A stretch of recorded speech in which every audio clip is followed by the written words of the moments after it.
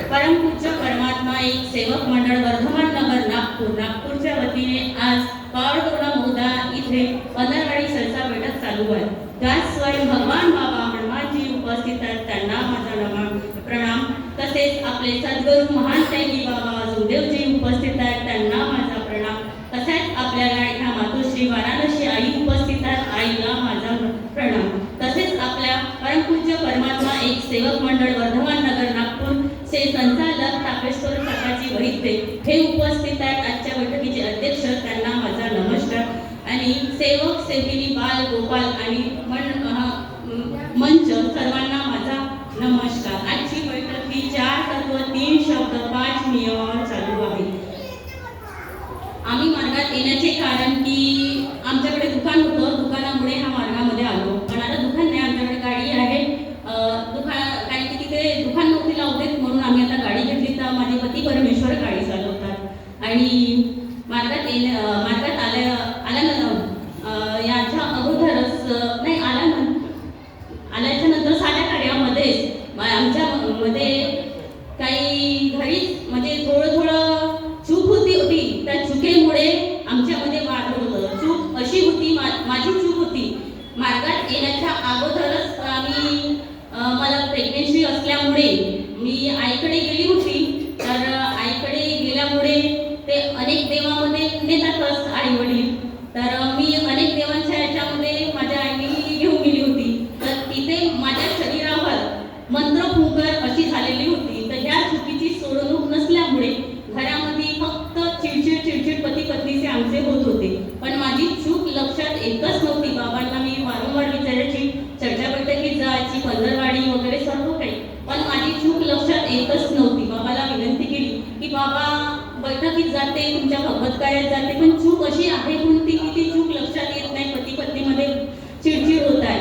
तर बाबांनी एक दिवस ती माझी चूक लक्षात येऊ दिली। ती चूक अशी होती की मी अनेकात असताना मी मार्गांमध्ये म्हणजे माझा मुलगा हा 6-7 महिन्याचा होता। त्यावेळेस आम्ही हा मार्ग स्वीकारला। तो आता 6व्या वर्गामध्ये आहे आणि 6व्या वर्गामध्ये आहे तो, आणि तो 6-7 महिन्याचा असतानाच आम्ही हा मार्गात आलो। तर मला हे चूक तो साध्या कार्यामध्ये असतानाच आमच्या लक्षात आली होती की मी फक्त माझ्या पती परमेश्वराला म्हटलं होतं की एक चूक आहे, पण ते आताच लक्षात आले। म्हटलं आतापर्यंत माझ्या लक्षातच नव्हती, तर माझ्या पती परमेश्वरामध्ये काय चूक आहे? तर मी काहीच न बोलता त्यांना म्हटलं, आपण साध्या कार्यात असताना मी त्यांनाच म्हटलं की आपण काकाजीकडे जाऊ। गुरुजी काकाजी आमचे मार्गदर्शक आहेत, तर त्यांच्याकडे आम्ही गेलो आणि सिद्ध मी काकाजीला सांगितलं, काकाजी एक चूक आहे म्हटलं। तर कोणती आहे म्हणे? तर मी म्हटलं अनेकात असताना माझ्या शरीरावर ते फुंकर मारण्यात आल्या म्हटलं, अनेक देवांच्या वगैरे। तर म्हणे आतापर्यंत त्याची चूक सोडवलीच नाही का म्हणे? तर म्हटलं नाही। तर मला त्या चुकीची माफी मागितली आणि मला साध्या कार्यात असताना कार्य आणखी म्हणे 300 कार्य कर, बाबाला माफी माग, आणि त्या कार्याची आम्ही ह्या चुकीची माफी मागून साधे कार्य केले। आणि मला म्हटलं तुझ्याकडे जेव्हा त्यावेळेस त्यागाची बैठक होत होती, तर त्यागाची जेव्हा बैठक होईल म्हणे, तर हा अनुभव तू एका कॉपीवर लिहून ठेव म्हणे, आणि हा अनुभव तू सांगशील म्हणे का माझ्या शरीरावर अशाच्या फुंकर मारण्यात येत होते आणि त्यावेळेस माझ्या ह्या चुकीची सोडवणूक नाही झाली, म्हणून माझ्या परिवारात दुःख येत होतं बाबा। म्हणून बाबांनी सांगितलंय की अनेक देवाकडे खरंच नाहीच वळलं पाहिजे, अंधश्रद्धा असते। आणखी साध्या कार्यातील आणखी एक चूक तीच होती माझी की माझ्या मामा सासऱ्यांच्याकडे आमचं जेवण होतं, आईचं जेवण सांगितलं होतं। तर आम्ही जेवणाला गेलो, आमच्या परिवारात आम्ही 4 जण आहोत, पती पत्नी मुलगा आणि सासूबाई। तर आम्ही गेल्यानंतर त्यांनी तिकडे मला नागदिवे काय राहतात हे माहीत नव्हतं, कारण की माझा लाखणीचा आहे। तर मला माहीतच नव्हतं की नागदिवे म्हणजे काय असतात। तर त्यांच्याकडे नागदिवे बनले आणि जेवणाचं त्याच दिवशी जेवणाचं सांगितलं, कारण की आई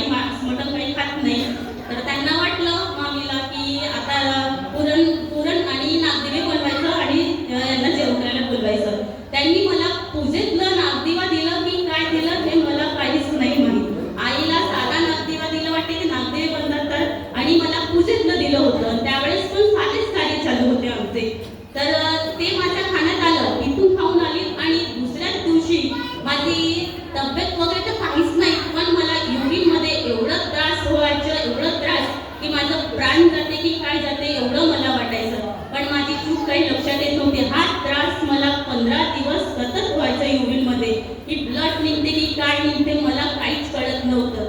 बरोबर काही क्लिअर युरिन पण नव्हती होत ना काय, मला म्हणजे समजूच नव्हती तर की काय झालं बा मग सगळ्या. तर स्वर्गवासी मोहनजी जीतकाटे काकाजी यांच्याकडे आम्ही सुरुवातीपासून कार्य आमचे तिथूनच होते. ते स्वर्गवास झाल्यानंतर आम्ही राऊत गुरुजीकडे गेलो. तर त्यांच्याकडे स्वर्गवासी मोहनजी जीतकाटे काकाजी यांच्याकडे गेली मी. ते तेव्हा होते. तर म्हणे का कसं काय झालं म्हणे येणं म्हणे, त्या दिवशीच तर कार्य चालू केलेलं म्हणे. आणि ते चूक मला 15-20 दिवसानंतर कळली. तर कधी त्यावेळेस वाठोड्यामध्ये चंद्रभवन कार्यक्रम होता, त्याच दिवशी मला ती चूक कळली. आणि दुसऱ्याच दिवशी मी काकाजीकडे गेले. काकाजीकडे असं होतं का आल्याबरोबर काकाजी बसायचे, चहा वगैरे सर्व काही विचारायचे. तर म्हणे कसं काय झालं म्हणे. तर काकाजीला मी सांगितलं अशी अशी चूक आहे म्हटलं आणि मी नागदेवी खाल्ले म्हटलं. तर काकाजीने काहीच न ऐकता एकच शब्द म्हटलं की तू जिवंत कशी राहिली म्हणे. कशी राहिली म्हणे तू जिवंत म्हणे की नागदिवे गौरी जे कबुललेलं खाल्लं ते घाटावर गेले आहेत म्हणे, तू जिवंत कशी राहिली म्हणे. 15 दिवस म्हणे ते पण म्हणे. काकाजी म्हटलं मला खूप त्रास झालं होतं म्हटलं. तर खरंच आहे म्हणे भगवंताने तुझी रक्षा केलीच असेल, केली आहे म्हणे बाबा. त्याच्यानंतर मी भगवंताला वचन दिलं की आता कुठेही कबुललेलं असेल काही देवा पूजे पाजेचं काही असेल तर मी खाणारच नाही. त्या दिवशीपासून आम्ही माझ्याकडे कोणी परिसरातले काही प्रसाद वगैरे आणतात कधी हातात सोडते नाही रे बाबा म्हणते.